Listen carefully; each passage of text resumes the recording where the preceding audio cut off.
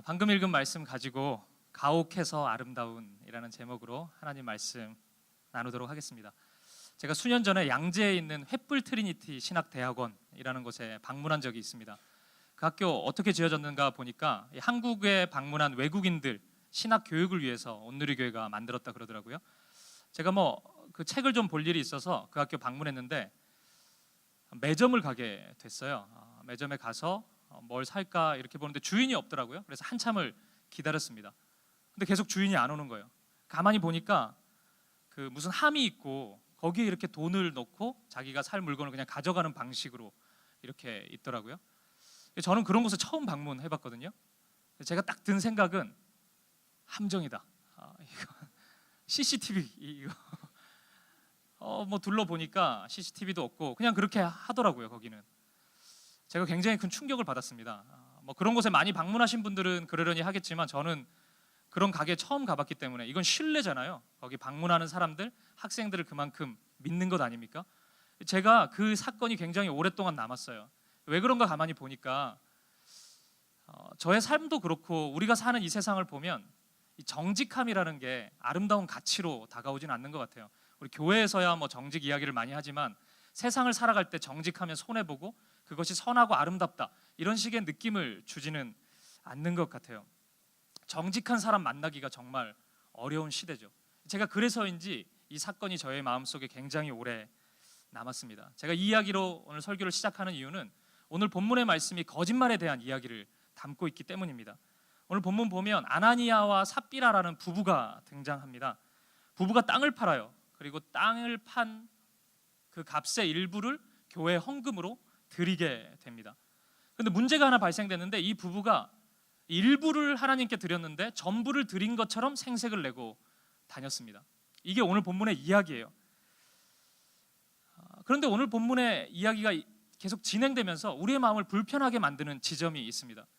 이 부부가 속인 게 맞아요. 땅값 일부를 하나님께 드렸는데 전부를 드린 것처럼 이렇게 다녔죠. 그런데 이 교회의 지도자들, 우리가 이야기하는 사도, 예수님의 제자들은 이 사건을 굉장히 의미 있게 받아들인다는 사실이에요. 그냥 만우절의 조크 정도로 이해할 수도 있잖아요. 100만 원, 90만 원 남짓 헌금했는데 100만 원 가량 했다 이렇게 하면 그럴 수 있지.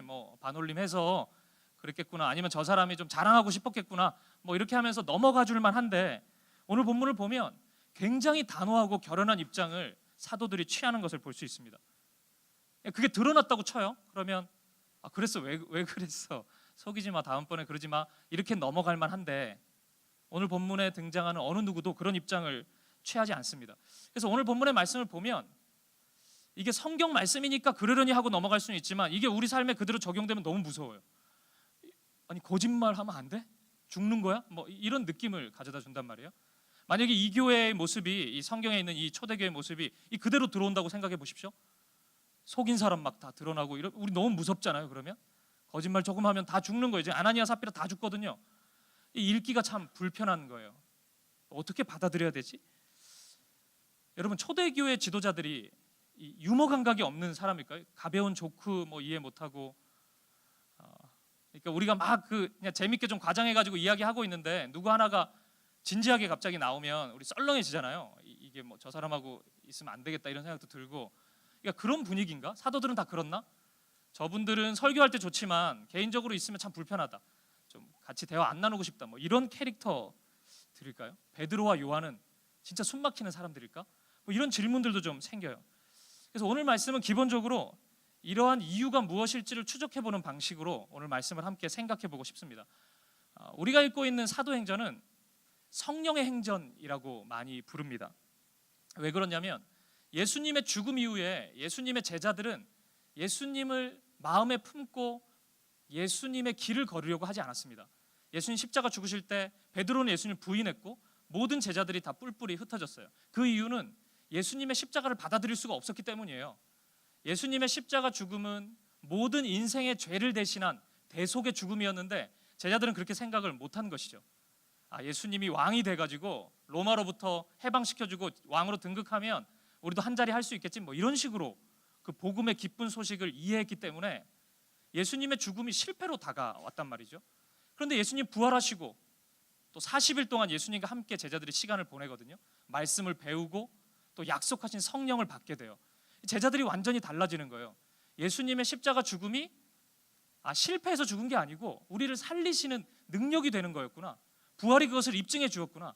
예수님이 주님이 되셨구나. 그분이 우리의 왕이 되셨구나. 그리스도가 되셨구나. 이런 고백들이 튀어나오게 된 거죠. 예수를 주라고 고백하게 된 거예요. 근데 이 고백이 관념적으로 머무르는 것이 아니라 실제 삶 속에 매일같이 경험됐던 거죠.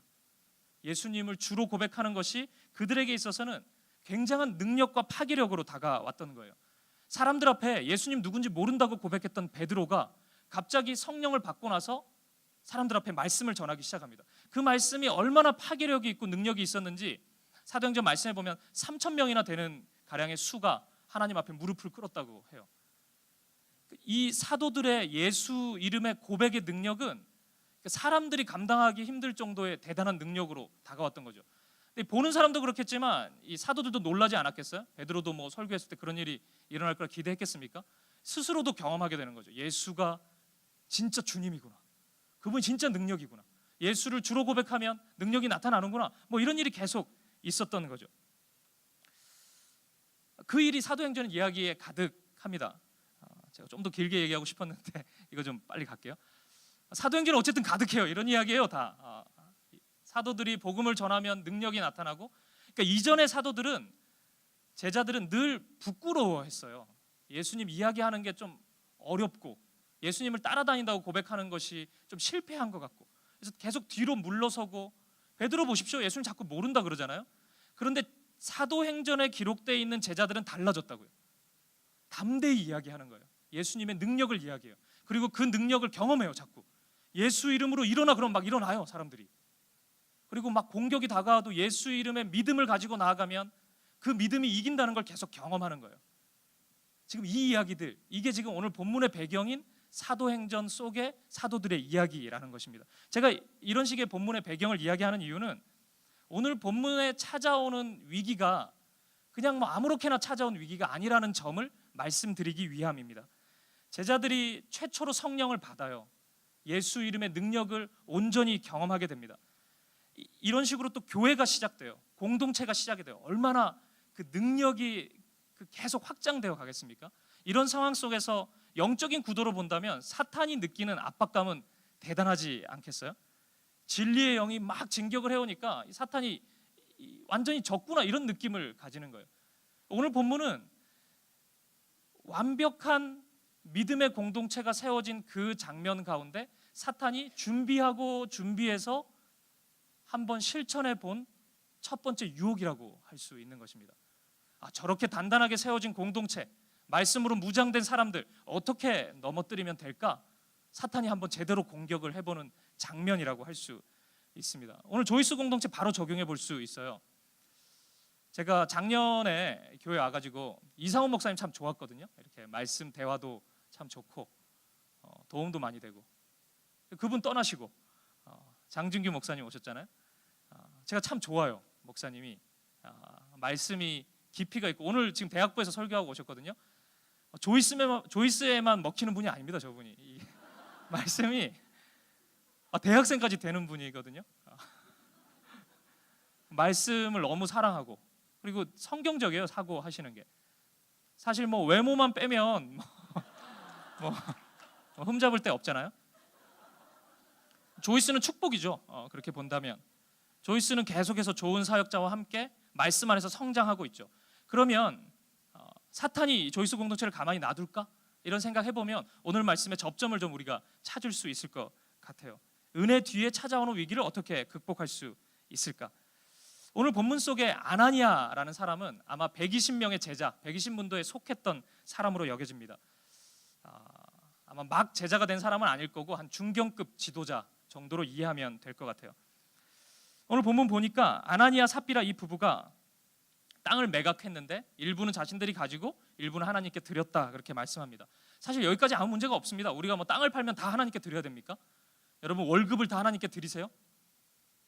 아니, 문제는 아니죠. 이거 그냥 일부만 우리 늘 드립니다. 그런데 여기서 문제는 이 친구들이 전부를 드린 것처럼 자꾸 생색을 냈다는 거예요.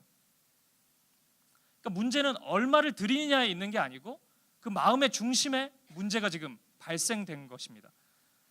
이 행동에 대해서 베드로를 비롯한 사도들은 아주 엄격한 잣대를 들이대고 있습니다. 그리고 결국 이 부부가 죽음을 맞이하게 됩니다. 저는 몇 가지를 생각해 볼 수 있을 것 같습니다. 첫 번째는 왜 이 부부가 거짓말하게 됐을까? 솔직하게 드린 것만 얘기하면 되잖아요. 100만 원 드렸다, 그럼 100만 원 드렸다고 얘기하면 되지 왜 부풀려 가지고 전부를 드린 것처럼 생색을 냈을까? 이게 첫 번째 질문입니다. 두 번째는 사도들이 왜 사랑으로 품어주지 못했을까?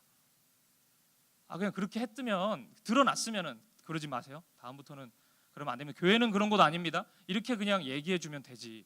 그걸 죽여야 돼요? 사도들 왜 그렇게 했을까? 세 번째 질문이 여기 있는 것입니다. 하나님이 보시기에 이것이 죽음에 이를 만큼 큰 죄일까? 저는 사실 이 세 번째 질문이 가장 무섭거든요. 그러면 죽어야 될 것 같아요, 우리가 다.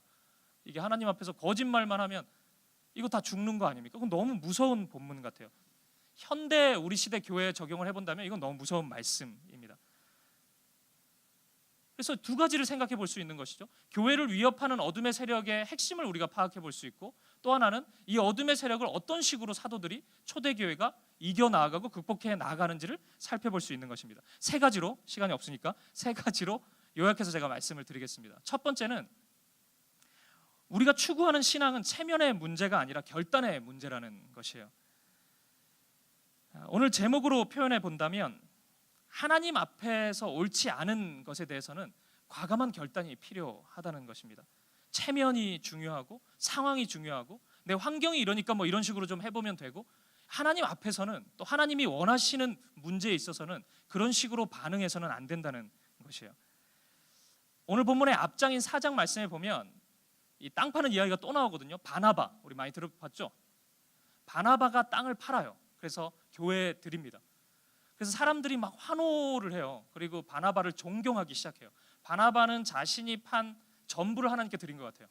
그리고 그 아름다운 행위가, 믿음의 행위가 교회 공동체를 가득 채웠던 것 같아요. 그러니까 사람들이 자극을 받은 거죠. 감동을 받은 거예요. 신앙이 이런 거구나. 바나바처럼 신앙생활 하면 되는구나. 이런 식의 이제 분위기가 조성이 됐겠죠. 아마 아나니아 삽비라도 그 모습을 보고 자극을 받았을 것이에요. 그것을 자극을 받으면서 그 일을 행했는데 동기와 방법이 너무 잘못되었다는 것입니다.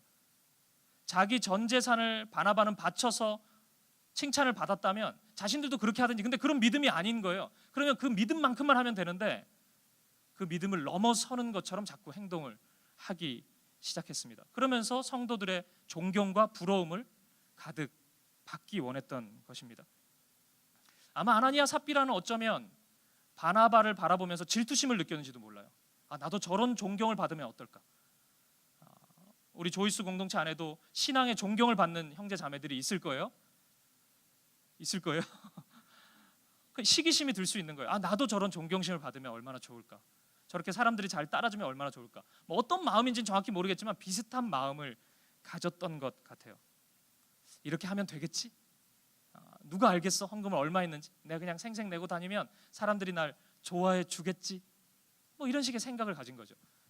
그 미국의 한인교회 가면은 그 형제들이 결혼하기 너무 쉽다 그러잖아요. 새벽 기도만 일주일에 한 번도 안 빠지면은 자매들이 이렇게 반짝반짝한대요. 믿음 좋은 줄 알고. 그래서 믿음이 없는데도 그냥 앞자리 막 지키고 있고 새벽에 그냥 운동한다 생각하고 교회 오고 뭐 그런 데잖아요. 그래서 자매들이 또 속고 뭐 비슷한 거예요 지금. 아니면 더 나쁘게 생각해 보면 아나니아와 삽비라가 초대교회 공동체의 중심이 어떠한지 시험해 보려고 했는지도 모르겠어요. 거기까지 생각해 보고 싶지 않지만 어쩌면 그런 악한 마음을 가졌는지도 모르겠습니다. 우리가 먼저 돌아볼 부분은 우리의 사역 가운데도 이런 부분이 있을 수 있다는 거예요. 체면, 상황, 환경의 어떤 분위기, 이런 거 내가 생각하면서 내 믿음이 이르지 못한 행동들을 자꾸 하기 시작하는 것입니다.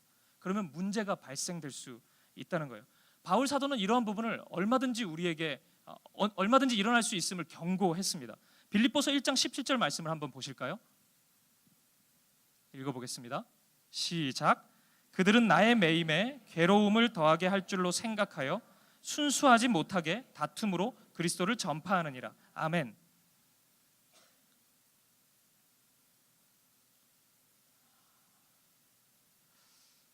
이거 설명해야 되는데 지금 시간이 많이 흘러고 버렸습니다.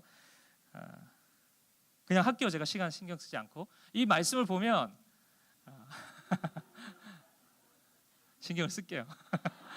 이 말씀을 보면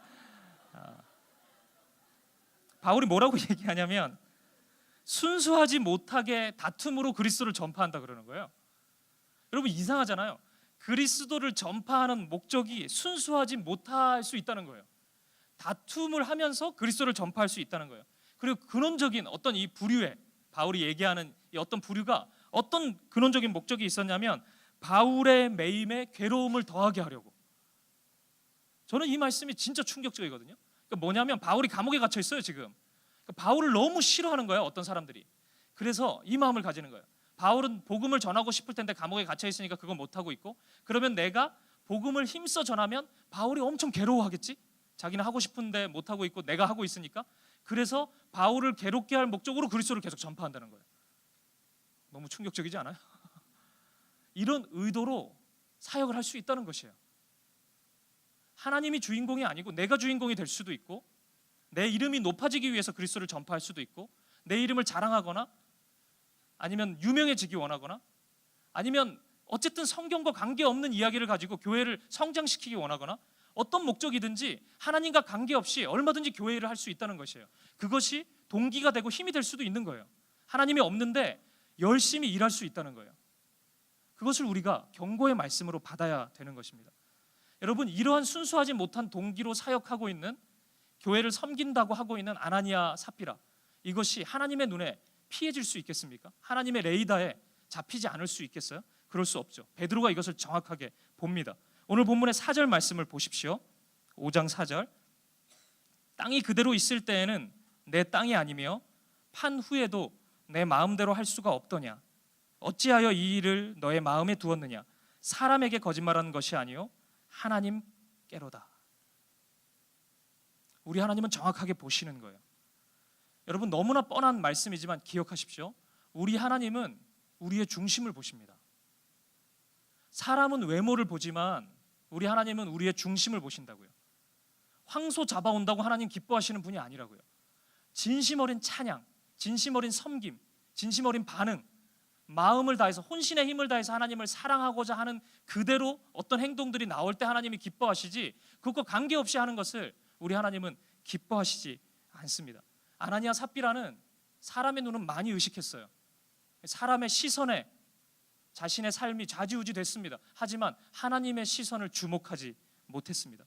불꽃 같은 눈으로 우리의 삶을 바라보시고 우리의 일거수일투족을 지켜보시는 분, 그래서 우리의 마음 깊숙한 곳까지 꿰뚫어 보시고 우리가 어떠한 자인지 끊임없이 우리의 마음이 하나님께 드려지기를 바라는 그분 의식하지 못했던 것이에요. 하나님은 눈에 보이지 않으니까 그냥 막 살았던 거예요. 하지만 사람은 눈에 보이니까 사람의 눈을 의식하면서 사역을 했던 것입니다. 저는 이 말씀 가지고 우리가 아나니아와 삽비라의 길을 가고 있지 않은지 돌아봤으면 좋겠습니다. 그리고 혹시라도 조금이라도 그 모습이 있다면 그 모습 돌이키고 하나님 앞에 돌아올 수 있는 마음으로 하나님 앞에 신앙생활 할 수 있는 저와 여러분 되었으면 좋겠습니다. 3가지 한다 그랬죠? 두 번째는 오늘 본문에서 생각해 볼 수 있는 것이 부부가 함께 죄를 짓고 있다는 것이에요. 돕는 배필이 함께 죄를 짓고 있다는 것입니다. 저는 이 말씀 속에서 오늘 사실 흐름과는 관계없지만 제 마음에 좀 아픔을 준 것이, 어떻게 이 부부가 다 한결같이 영성이 이렇게 가난할 수 있을까? 이런 생각을 제가 해봤습니다. 남편인 아나니아가 잘못된 마음을 가졌다고 쳐요. 여보, 내가 이렇게 해가지고 한번 인기를 좀 얻어보면 어떨까? 이렇게 하면은 엘더 될 수 있지 않을까? 뭐 이래가지고 한 거죠. 그러면 아내인 삽비라가 아니라고 얘기해줘야죠. 하나님 앞에서 그렇게 살면 안 된다고 얘기를 해줘야죠. 근데 삽비라도 똑같은 여자인 거예요. 그냥 그렇게 살았던 겁니다. 그렇게 하자. 아무도 모를 거야.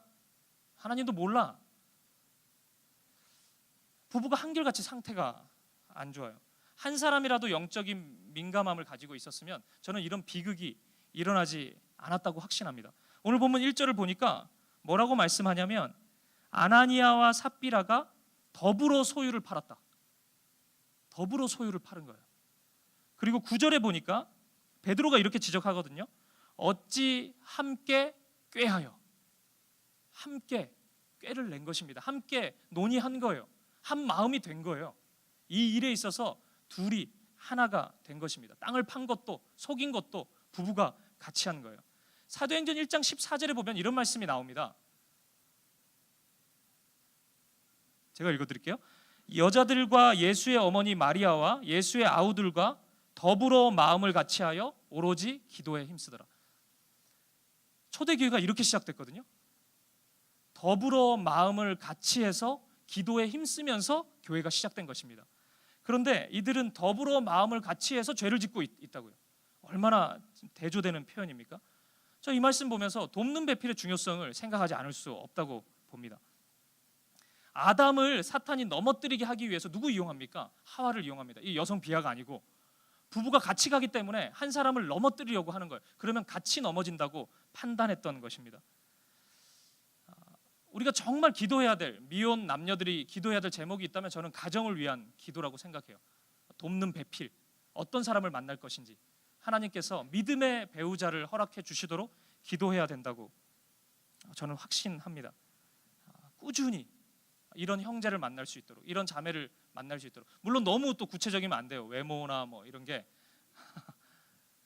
엄청 잘생기고 믿음이 좋은데 나를 좋아하기는 힘들거든요. 그런 상황에 이게 안 어울리거든요. 그러니까 그래도 우리가 우선순위를 세워야 되는 것은 이 믿음과 성품을 좀 봐야 된다는 것이에요. 우리가 뭐 얼굴만 보고 삽니까? 가정을 이루면 함께 하나님 나라를 이루어 가기 원하는 꿈이 있잖아요. 계속 기도할 수 있었으면 좋겠어요. 제가 하나만 말씀드릴게요.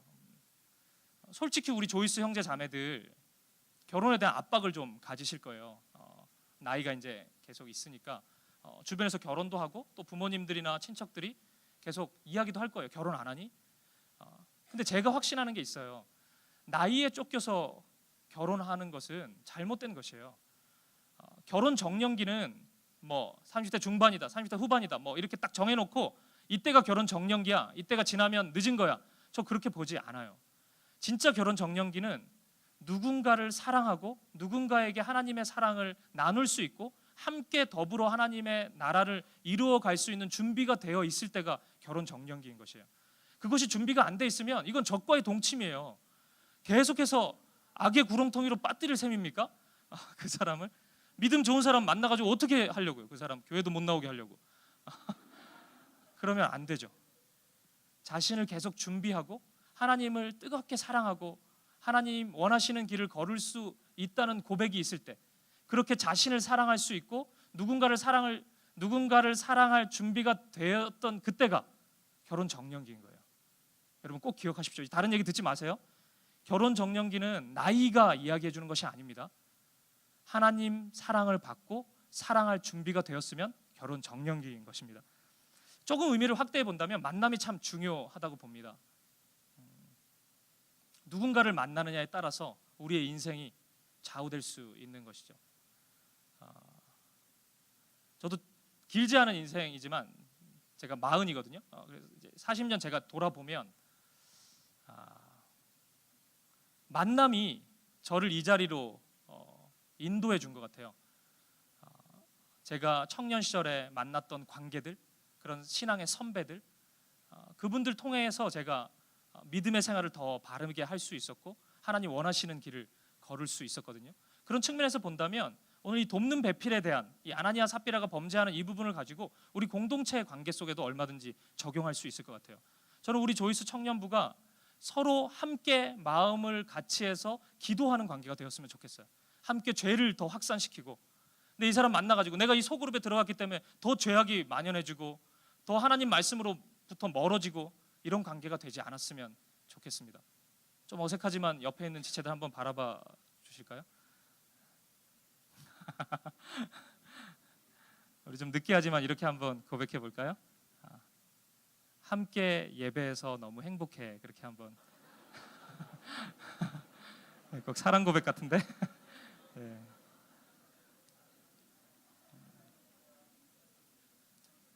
우리 대학 청년부 6개 부서가 있거든요. 조이스 청년부가 그런 선배 역할 좀 잘 해주셨으면 좋겠습니다. 지금 못한다는 건 아니고 이 대학부 청년 1, 2부 후배들이 믿음의 선배들을 만나고 싶어요. 캠퍼스 생활도 힘들고 직장 생활도 힘들고, 물론 여러분들 보시기에 뭐 그게 뭐가 힘들어 뭐 이렇게 볼 수도 있겠지만 우리 청년들이 많이 어려워하거든요. 그래서 함께 격려해주고 믿음의 길이 무엇인지도 얘기해줄 수 있고, 그렇게 우리 6개 대학 청년 부서가 하나로 잘 연결되었으면 좋겠습니다. 그 중심에 여러분들이 서 있으면 정말 좋을 것 같습니다. 부탁드리겠습니다. 마지막 한 가지입니다. 세 번째, 다 끝났습니다. 오늘 말씀 속에서 보면 죄라는 것은 그냥 내버려두면 그냥 죄 힘으로 그냥 그 정도 힘으로 가만히 있는 게 아니라, 죄라는 것은 방치하면 더 깊어지는 성격을 가지고 있다는 것을 보여줘요. 베드로를 비롯한 예루살렘 교회는 아나니아, 삽비라 이 범죄에 대해서 너무 엄중하고 무겁게 처리하고 있거든요. 저는 이 문제에 대해서 하나님의 성품이 보인다고 생각합니다. 어떤 분들은 이렇게 생각해요. 하나님은 구약 시대에는 좀 무서웠는데 뭐 잘못하면 죽기도 하고 그랬는데 신약에 와서는 달라졌어. 그냥 오면 다 용서해 주시고 사랑해 주시고, 그러니까 마음씨 좋은 제 어린 시절의 이모 같은 뭐 사달라 그러면 다 사주고, 하나님 그런 분으로 우리가 생각하는 거예요. 지금 하나님은 그런 분 아니야. 다 봐줘, 다 용서해줘. 죄를 짓기 전에도 그 생각하는 사람이 있어요. 그래서 죄 짓기 전에도 봐줄 텐데 뭐 하나님이 사랑이신데 뭐 어때, 막 사는 거지, 이렇게 생각하는 분들이 있어요. 그런데 여러분 가만히 생각해 보십시오. 구약의 하나님과 신약의 하나님이 다른 분입니까? 아니에요. 동일한 하나님이에요. 그런데 우리는 왜 그런 식으로 생각할까요? 오늘날 저와 여러분이 이 시대의 그리스도인들이 놓치고 있는 부분은 하나님의 거룩하심이에요.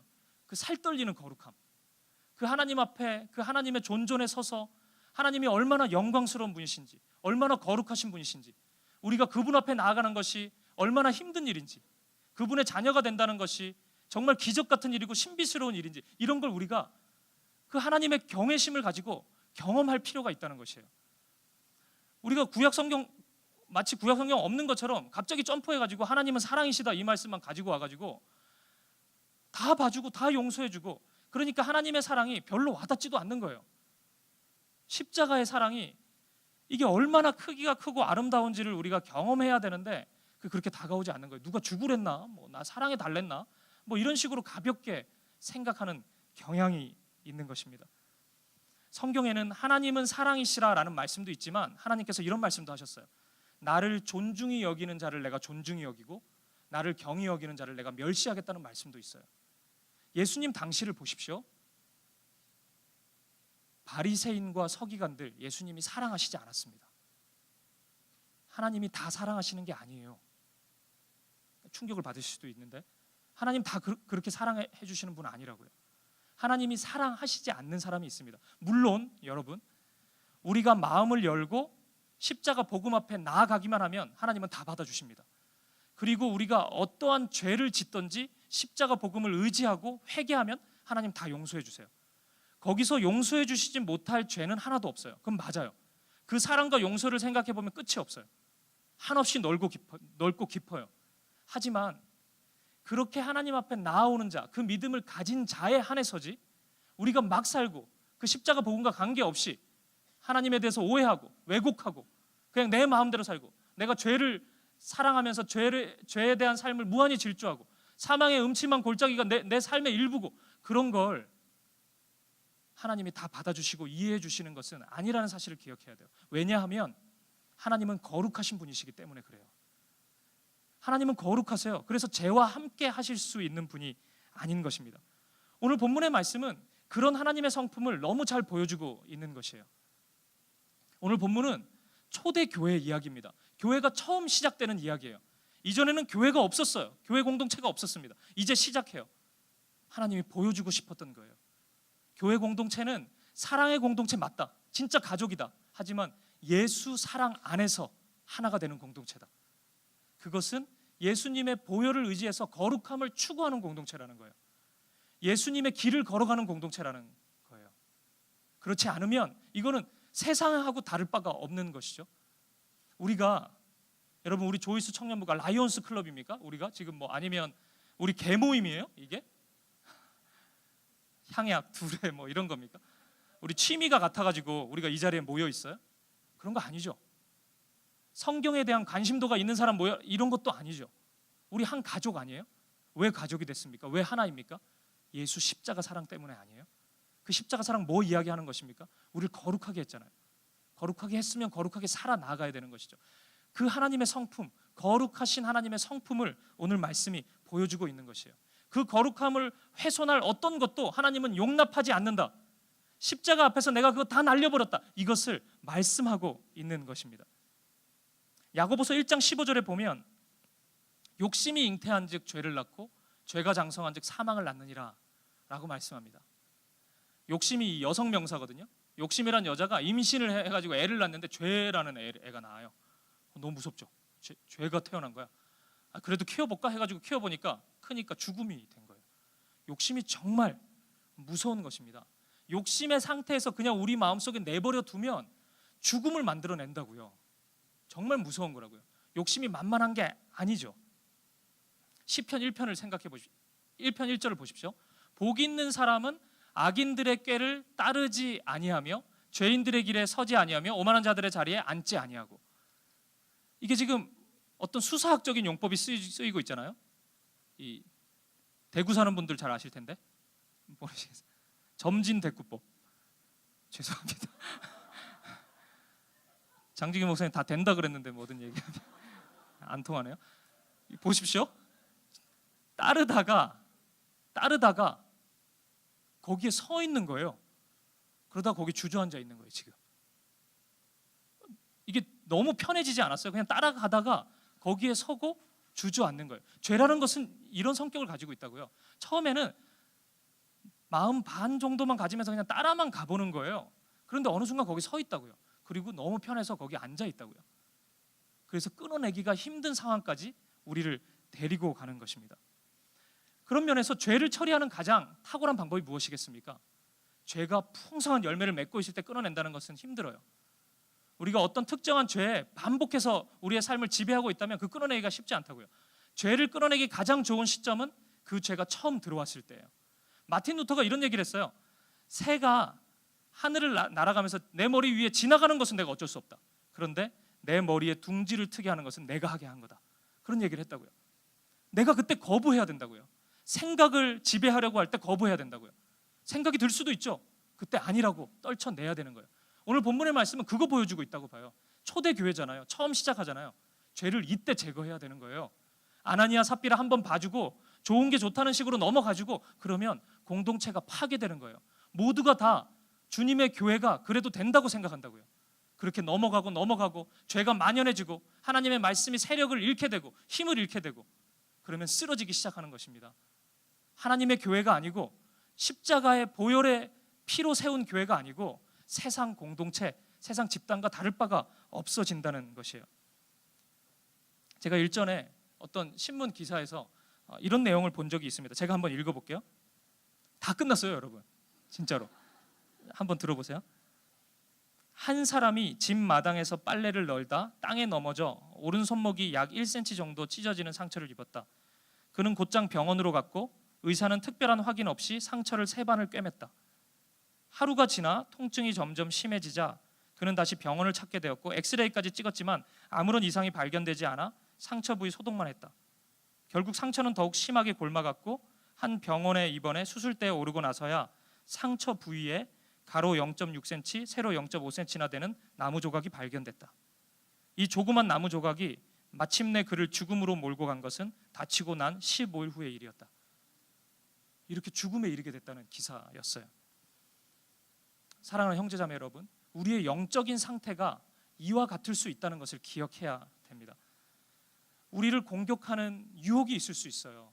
그런데 그 유혹 앞에, 그 죄의 세력 앞에 내 체면, 이런 환경, 이런 분위기, 내 삶의 패턴 그런 게 변명이 되어서는 안 된다고 생각합니다. 받아들이면 안 돼요. 가혹하더라도 끊어내야 되는 것입니다. 우리가 술을 마시지 않겠다고 하는 사람이 매일 술집에 가는 건 말이 안 되잖아요. 그러면 넘어지게 되는 거잖아요. 끊어내야 되는 거예요.